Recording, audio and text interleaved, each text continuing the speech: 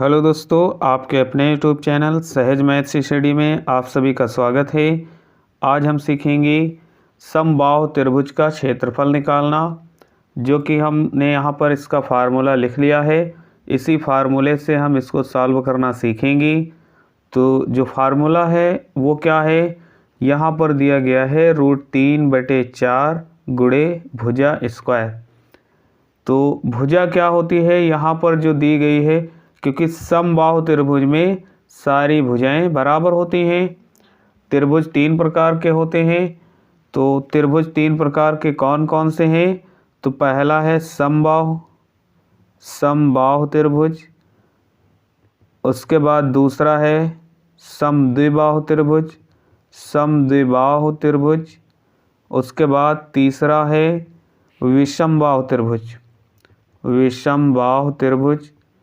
तो 3 प्रकार के त्रिभुज होते हैं और तीनों त्रिभुजों के लिए अलग अलग फार्मूला है।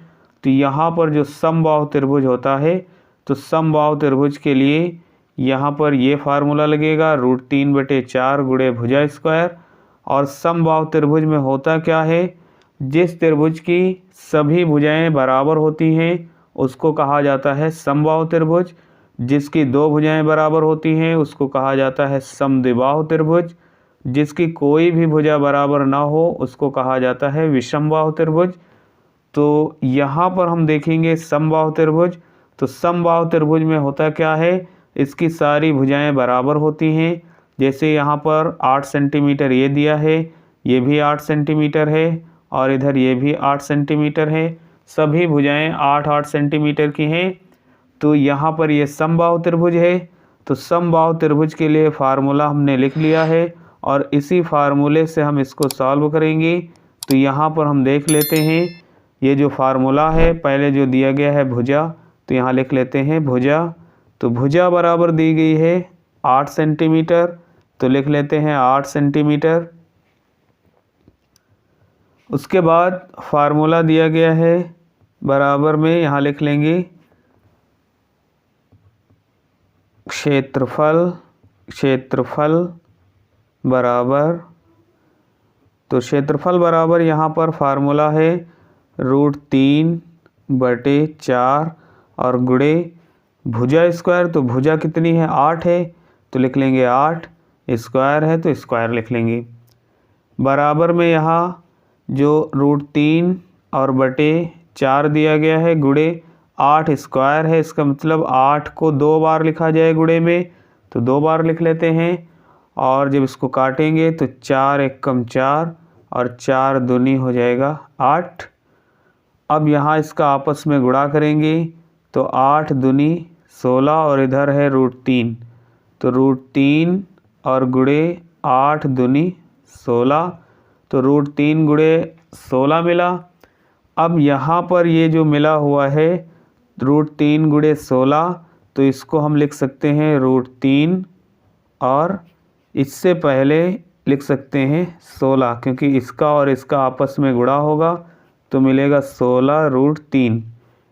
या फिर हम ऐसे लिख सकते हैं, या हम यहाँ √3 का मान लिख लेते हैं। जैसे √3 यहाँ पे दिया है, तो √3 का मान होता है 1.732, तो यहाँ लिख लेते हैं 1.732 गुणे 16। तो 16 से गुणा कर लेंगे और जब 16 से गुणा करेंगे तो जो मिलेगा ये इसका आंसर मिल जाएगा। तो गुणा कर लेते हैं। 16 दूना 32 के 2 हासिल आएंगे 3। उसके बाद 16 3 48, 48 और 3 हो जाएगा 51, 51 का 1 हासिल आएंगे 5। तो 16 सते 112, 112 में जब 5 जोड़ेंगे तो 117 हो जाएगा, 117 के हो जाएंगे 7 और हासिल आएंगे 11।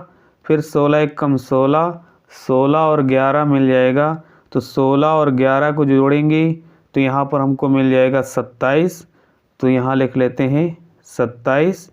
और 1 2 3 के बाद पॉइंट है, तो 1 2 3 के बाद पॉइंट लगा सकते हैं।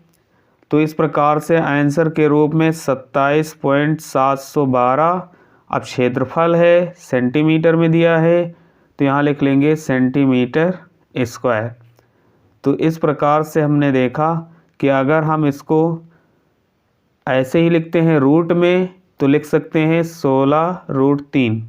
इसको लिख सकते हैं 16√3, या अगर हम ऐसे लिखें, इसको दशमलव में लिखकर गुणा करें तो हमको ऐसे मिलेगा। और ये क्षेत्रफल हमको स्क्वायर में लिखना होता है। आखिर ये स्क्वायर में क्यों लिखा जाता है? क्योंकि यहाँ पर ये जो 8 गुणे 8 2 बार दिया गया है, तो ये 8 क्या है? 8 सेंटीमीटर भुजा है, और ये भी 8 सेंटीमीटर, क्योंकि दोनों सेंटीमीटर में ही तो हैं भुजा। तो जब भुजा का भुजा से गुणा होगा तो ये है 8 सेंटीमीटर और गुणे 8 सेंटीमीटर, क्योंकि दोनों सेंटीमीटर में हैं। तो 8 और 8 का गुणा होगा तो मिलेगा, और सेंटीमीटर सेंटीमीटर का गुणा होगा तो मिलेगा सेंटीमीटर स्क्वायर। इसलिए हमको यहाँ पर ये बात ध्यान रखना है कि जो स्क्वायर में लिखा जाता है ये इसीलिए लिखा जाता है क्योंकि यहाँ पर सेंटीमीटर सेंटीमीटर का भी गुणा होता है, तो ये घात इसकी हो जाती है 2। इसीलिए हमेशा क्षेत्रफल जो लिखा जाता है वो स्क्वायर में ही लिखा जाता है। तो इस प्रकार से हमने देखा समबाहु त्रिभुज का क्षेत्रफल इस फार्मूले से हम आसानी से निकाल सकते हैं। दोस्तों, वीडियो अच्छा लगा हो तो वीडियो को लाइक करिए, ज़्यादा से ज़्यादा शेयर करिए। चैनल पर नए हैं तो चैनल को सब्सक्राइब ज़रूर करें। मिलते हैं अगली वीडियो में, तब तक के लिए बाय बाय।